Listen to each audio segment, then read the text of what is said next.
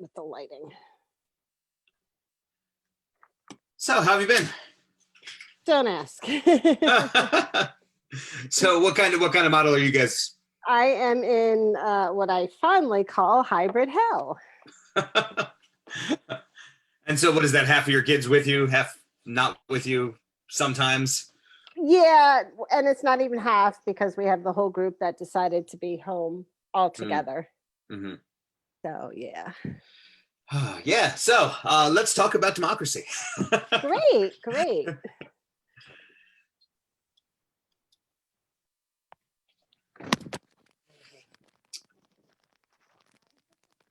So your chapter is one of the pivotal chapters in the book, I think, because it really makes the case that the problems that we have in our education system, and furthermore the problems that are in our democracy because of failings in our education system, are really solvable, but only if teachers take the step of getting involved politically.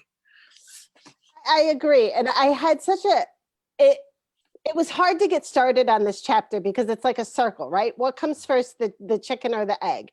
Is it more important to focus on teaching democracy in the classroom, or is it more important to use that teacher voice to influence democracy in society? And you can't do one without the other, right? And once you see the interconnectedness of it all and the importance of it all, you're sucked in. I mean, and this has been my life for what, 7-8 years now, and it's just every day that balancing act. All right, let me think about what it looks like in the classroom, and then let me transfer that, because it's the same ideals, so you have to transfer that into the work you do in advocacy.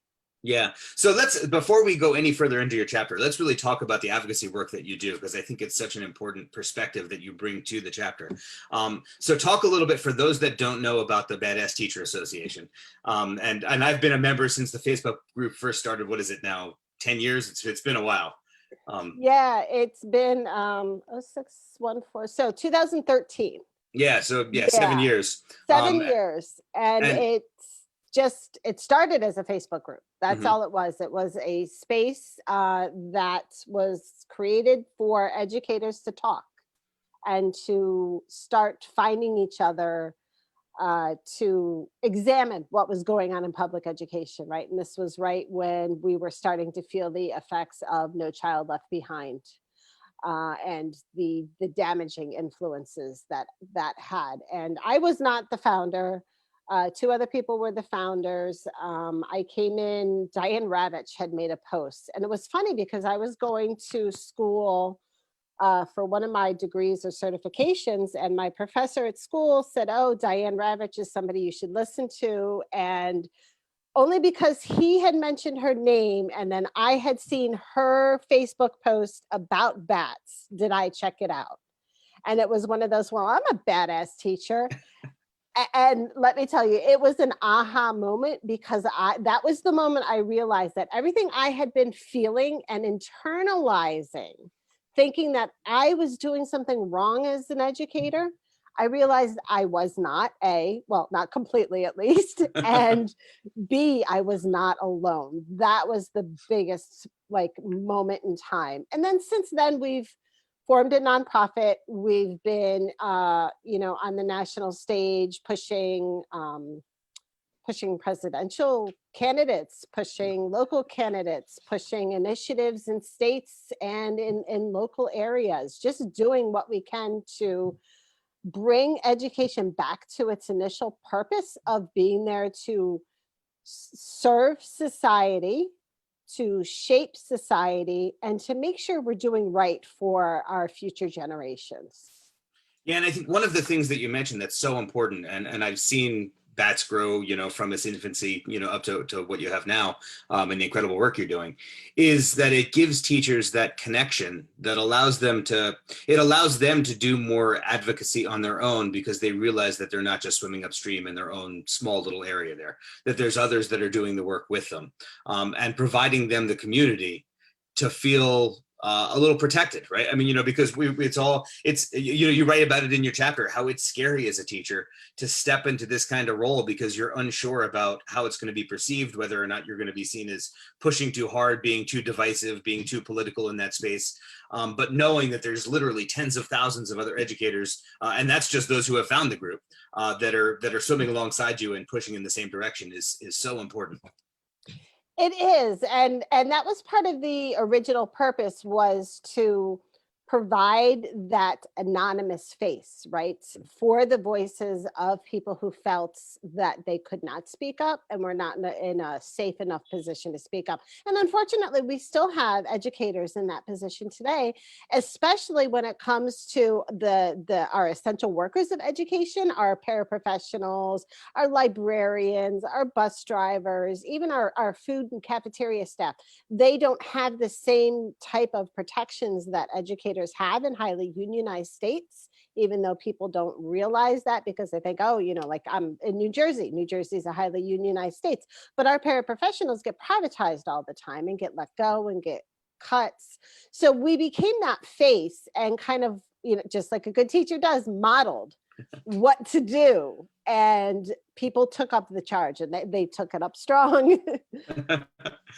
And in a lot of ways, BATS grew out of, like you said, No Child Left Behind, and this feeling that our professional autonomy as teachers had started to be taken away from us, back in the early 2000 teens, and we've just seen that continue since. And you write about that in the beginning of the chapter, the importance of professional autonomy and how teachers need to feel like they have the ability to impact what goes on in their classroom, to have control over the learning decisions that are there, and on a broader scale, have control over the decisions that are being made outside of the school that impact their students. Do you want to touch on that just a little bit? Yeah, I mean, it comes down to being valued as a professional, right? And knowing that your boss entrusts you enough to make decisions about how children should be educated. And, mind you, we go through rigorous certification processes. We go to college, we get degrees. I have a master's plus 40, right? It would take me maybe another year and a half to get a doctorate if I so choose to. And I did all of that just to get certification for a special education position, right? And I'm glad I got it. I feel very highly equipped to do my job and to have that autonomous voice and to make those decisions.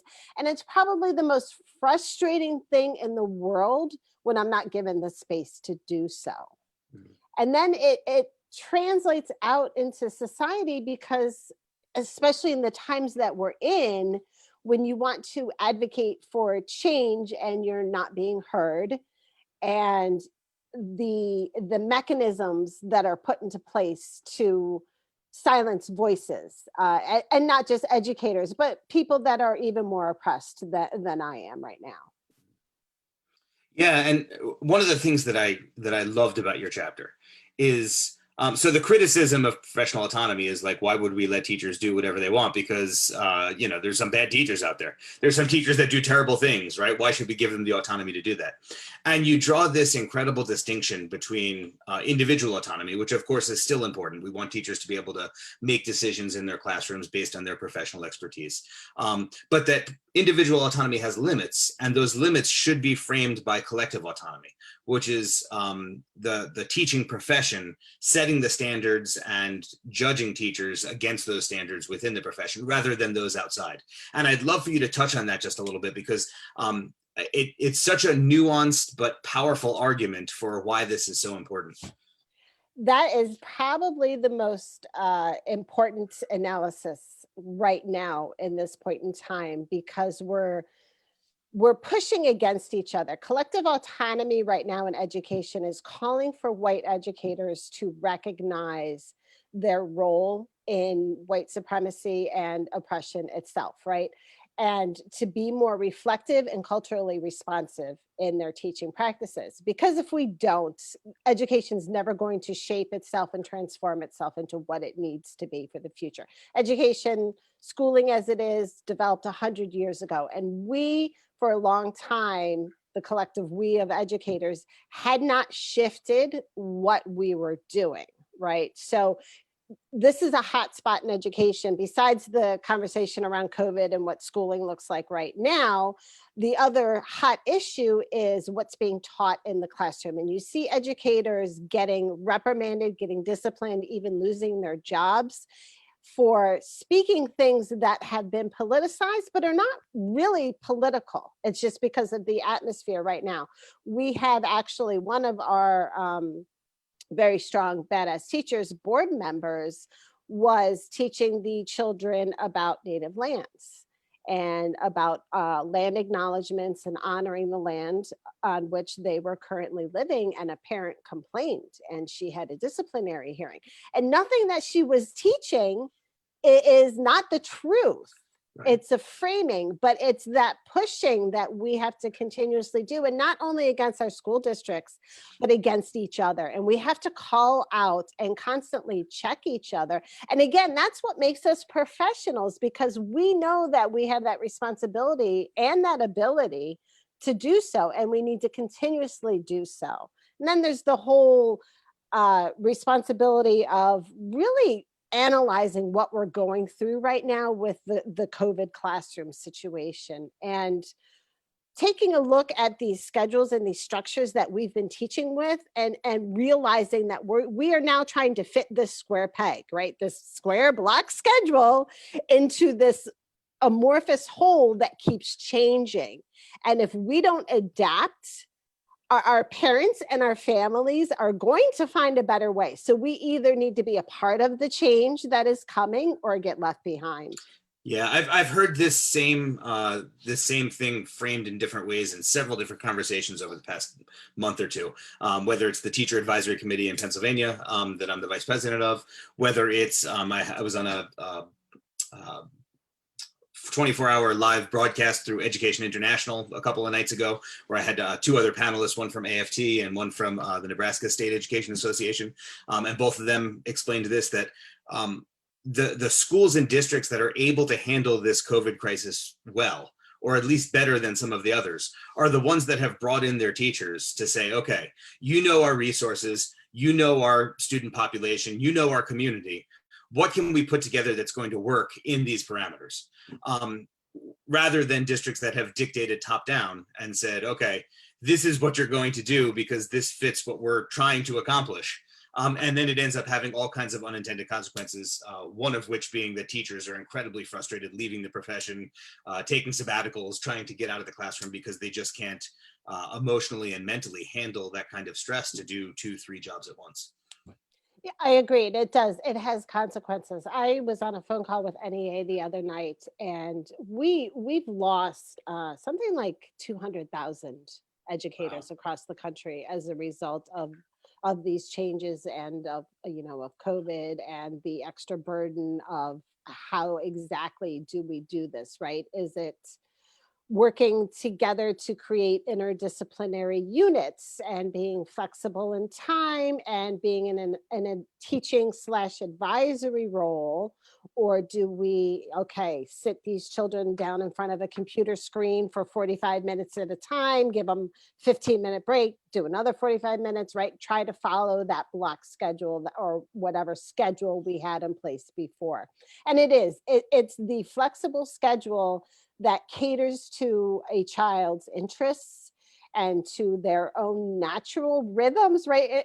And this is another thing that's come out of COVID. We've all had time to self-reflect and realize that we haven't been paying attention to our bodies and to the nature around us, right? And how much more in sync. By the time we were done being deathly afraid, and we're able to say, hey, there's a whole world out there. I can take a walk, right? Because that's what I did. I was like, oh my gosh, I can walk around my neighborhood. I met some people. But once I began to pay attention to my natural body and my natural surroundings, I was a lot happier. And if we go back and start ignoring those things again, and that means mentally with learning as well, our society is going to go back immediately into a dark depression. Yeah, and you referenced this in your chapter. So obviously almost the entire book was written pre-COVID. There's a couple of chapters that came in afterwards that speak directly to it. Andy Hargraves has a great chapter on what it's meant for our working class communities and rural schools, rural communities after the pandemic. But most chapters, including yours, were written before any of this happened and came out.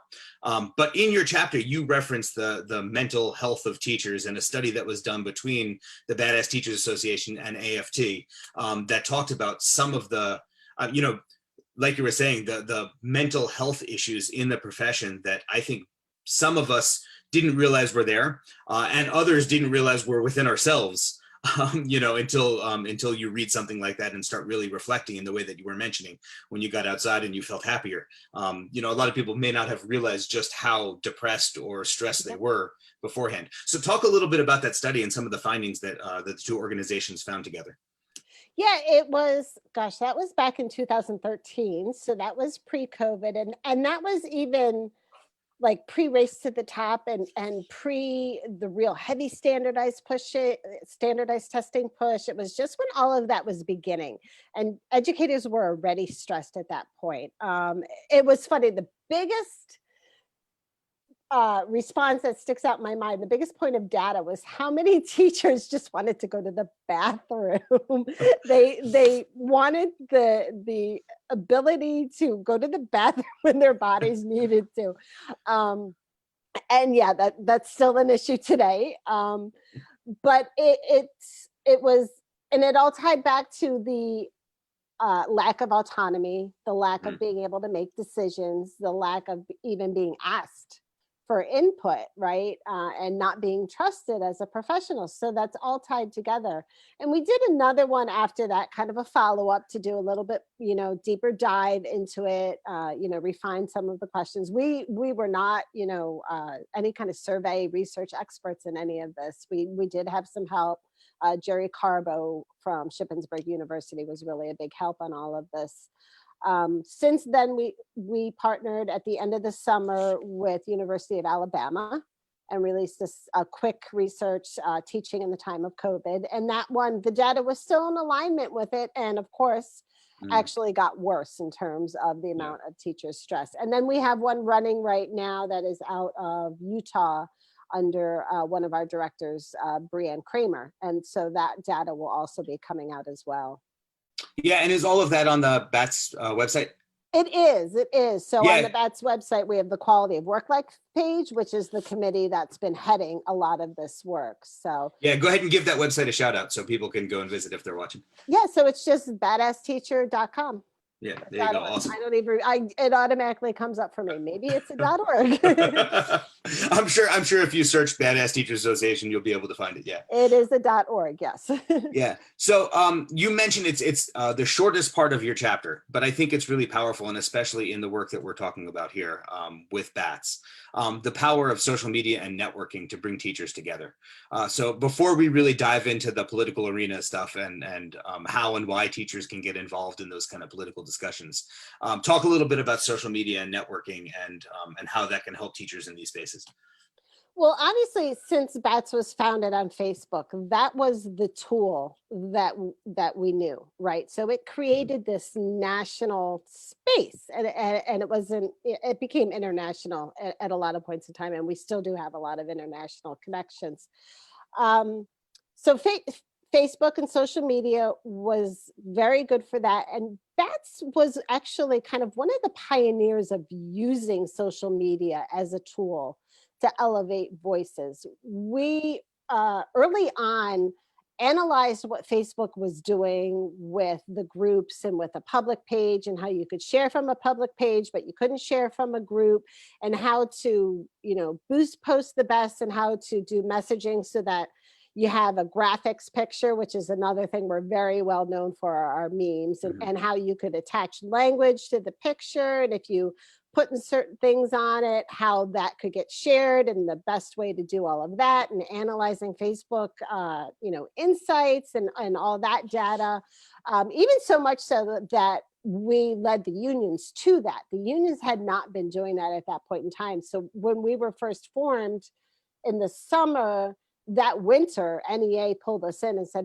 what are you doing and how are you doing this? And of course, we quickly hopped onto Twitter and we have our main account. We have Twitter accounts for almost all of the states, and we just amplify and create that, that circle of communication that is just pulling people in, and then they're sharing, and so it just grows and grows and grows.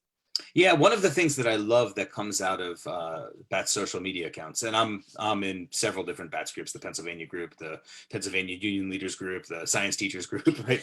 As in addition to the main page. But I love how there's a focus on action. And each week there's different action items that teachers can get involved in. Because I think one of the most difficult things for a teacher looking to step into this kind of space is like, okay, I want to be more involved. I want to advocate for my students. I want to advocate for my colleagues, but I don't know what to do. Right. And that gives them their first step. So what are some of the action items that BATS suggests that are easy steps that teachers can take? Yeah, in fact, we were really strong on this, and it's funny, we kind of took a turn after the 2016 election, and I'll get into that. But in the beginning, actions were anything from calling a person. We were very famous for calling Arnie Duncan and getting him out of the White House, to the point that when we called the office in the afternoon, they were like, "Are you another badass teacher?" So we would do these phone blasts, we would do these email blasts, we would do these Twitter storms, and just a repetitive messaging. And again, that's something that unions and other groups have picked up on, right? Now that's why you have these Action Network petitions that, are so popular. And but then after the 2016 election, we kind of took an analysis of the landscape and realized that in order to get things at least to a fighting chance that we have today to make change, we need to get everybody to concentrate on local organizing and state organizing. So we basically sent everybody and we said, okay, we've given you this model, we've shown you what to do. Now go back home and do it. And they have, right? We've had people running for office in states and in locals. We've had, state groups that are really strong, and they may not be called badass teachers anymore, but they've morphed into, so like in New Jersey, we're NJ21 United now. And we've also joined with the National Educators United. So it's kind of this conglomerate of groups shaping what we do in New Jersey. And that's been replicated in all states, and whether or not they realize it, but the educator groups really, they stem back to Badass Teachers Association. Yeah, and that's you mentioned Educators United, and Noah Carvelis has a chapter in the book on the Red Fred movement and how that started as a grassroots movement through Facebook groups in a lot of the same ways that that Badass Teachers Association did, and the power of that grassroots organizing, whether it's to affect change in the education system, or even to, as the first step in bringing your union along, to take action on a certain issue. Because when it comes down to it, both of those, the education system and our unions, are organizations that need to be democratic, right? And I think our unions tend to be much more democratic than the education system as a whole, but they're strongest when they're driven by grassroots excitement. And I think that BATS and Educators United both have been in that space. And so it makes perfect sense to me hearing that there's a combination there and a collaboration between those two groups to move things forward. So talk to the teacher who is inclined to say, I'm not political, right? Okay, so there's this chapter out, it's telling me I should step into the political arena, but man, I just want to step into my classroom and teach my kids. My job is to make sure that they're happy, make sure that they're learning. But when I go home at 3:00, I really don't have the energy for any of this. Yeah, and we still get that a lot, and it's still, every time I hear it, I cringe, right? So I tend to, when I get into debates about that, about anything, I ask questions to try and get people to analyze their own thinking and where their own thoughts are coming from. So I'll ask them, okay, so who made the decision on what standards you're teaching? How was that decision made? Who made the decision about how much money your school has? And they realize that all of the decisions are politically based. And if they don't like what's going on in their school or their classroom, that they need to become politically involved. Um, and you can flip that around and also bring it to, why should I be a little bit politically minded when I'm teaching in the classroom towards the students as well? And again, just, okay, do you like all the divisiveness that's going on in the country right now? Is that what you want replicated in your classroom, or do you want to replicate a space where everybody has a voice and a consensus is reached through conversations and democratic processes? And again, they come along with that realization of, oh, well, maybe this job is just a little bit political after all. Well, I think, you make this case in your chapter, and other people make it a little more explicitly in theirs, including the chapter that I wrote. But if our public education system is truly going to support our democracy, then we have to teach those democratic norms and democratic values in our school. We can't just magically expect kids to graduate at 18 and be good, whatever our mission statements say, good citizens, contributing members of society, whatever, right? And I think in my introduction, I make the case that if you look at that divisiveness in our political discourse right now, if you look at the inequities in whatever system, political, economic, education, healthcare, whatever system that we have out there, all of those can be traced back to failings in our education system for us to teach those things, to make sure that they are explicitly taught. And as part of that, every decision that we make in our classroom, whether it's what textbook we use, what pedagogical model we're going to use, our classroom rules about going to the bathroom, whatever it happens to be, is teaching kids in one way or another to be citizens when they graduate school. And so we have to be, all of those decisions are political decisions, whether we want them to be or not. And ignoring that aspect of teaching is doing kids a huge disservice. So I'm stealing your thunder. I'm here. No. I'm on a soapbox speaking, but and you're completely right. And for some reason, when you were speaking to that, the science and climate change came into my mind, right? We have failed and failed miserably for generations to protect our climate and our earth that we live on. And that's a decision right there, right? Do you teach about even not necessarily the political aspect of climate change, but do you teach about the fact that trees are disappearing, that temperatures are rising, that, our environment is changing, that we have how many wildfires in California now as a result of changes in temperature or whatever. And if you ignore all of that, even that's making a political decision right now. Yes, totally. And no matter why you're choosing to do it, right? So maybe you're a teacher that doesn't believe in climate change teaching science, which is really scary, right? We know that they're out there, and that's a whole nother ballgame. But I think the majority of teachers that choose to ignore it are probably teachers that understand that it's a problem, but don't want the pushback, right? But I don't want to get it. That's too political. I don't want to touch on that. And so by ignoring science, we create generations of kids who don't believe in science, or who are vulnerable to conspiracy theories, right? Which are some of the issues that we're seeing in society now. So I think we're on the same page. Like, every decision we make is political. Go ahead. No, I was going to say exactly. And then magnify it when it comes to conversations about race. If so many people are unwilling to have conversations, and we've tried to ignore race for so long in this country, and if we don't start having those conversations with the children and with the students, then there's not going to be any kind of growth or any kind of I almost want to say reparations, but not necessarily monetary, but I do believe in monetary reparations, but we need to move forward from where we are. We cannot continue like this.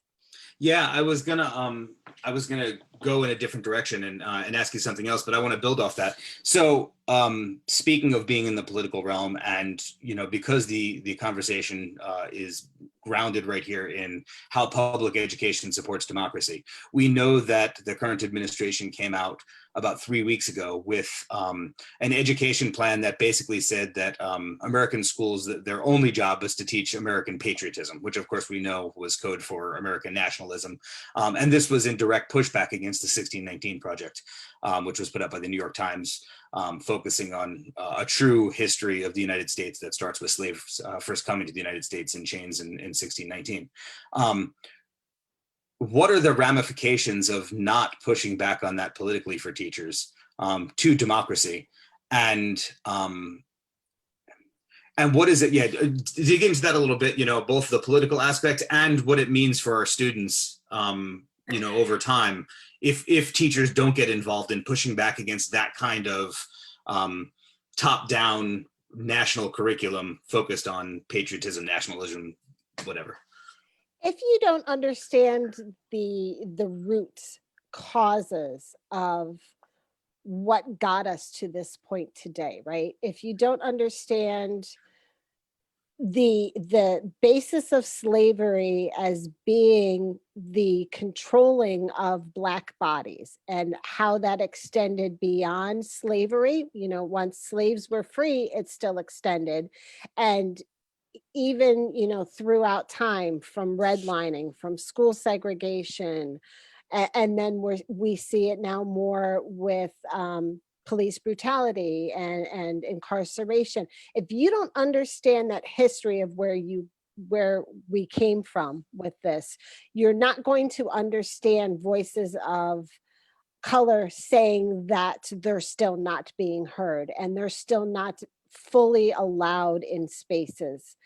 And that is the core of democracy, right? The core of democracy is to make sure that every single person has a voice and that voice is heard. But again, over and over again, we have mechanisms in place that are making sure BIPOC voices, Black and Indigenous people of color's voices are not being heard. So without understanding that root, you can't help fix what comes next. Yeah, I think that's really well stated. And I had saved social justice and this conversation for the end, but we got to it a little bit early. So the last issue that I have seems so mild in comparison. But in your chapter, I think it's an important one to talk about, though. You talk about structural barriers for teachers to be able to advocate in different spaces. And the one that sticks in my mind is, you mentioned, I think it was how Board of Education meetings at the state level are held at like 11 o'clock on a Tuesday, right, when teachers are all teaching. And so even if you wanted to get teacher voice into these spaces, we can't until we fix those kind of structural barriers that prevent teachers from being there. So I wanted to give you some time to talk about that. But again, it's after what we were just talking about, it seems so inconsequential, but I think it's an important point. It may seem inconsequential, but it's really not, because it's all tied back to that white normative of, I have the typical 9-to-5 job, and so this is my job, and everybody has to conform to my time schedule, and the decision makers have been white over the years. So it's all related when you do the deep analysis of the structure. But the frustration as an educator advocate, and not only like the government spaces and the state board of ed meetings and the legislative hearings being mostly during the day and mostly during school hours, but it's also the people that are in a higher level of advocacy for public education, having those meetings during the day because that's their job time, and they get paid to do this. And again, we generally see less voices of color in those spaces. And educators just, you have a really hard time finding a way to have your voice heard when those kind of even just time structure blocks are there. Yeah, phenomenal. Well, we are out of time. For those of you that joined us late, I was speaking with Melissa Tomlinson, who is one of the chapter authors in Flip the System US, How Teachers Can Transform Education and Save Democracy. She is also the executive director of the Badass Teachers Association. Earlier, she talked about a lot of the great work that they're doing and gave their website, so go check that out. But Melissa, thank you so much for taking some time today and for your amazing chapter. Thanks, Mike. It was great talking with you. You too.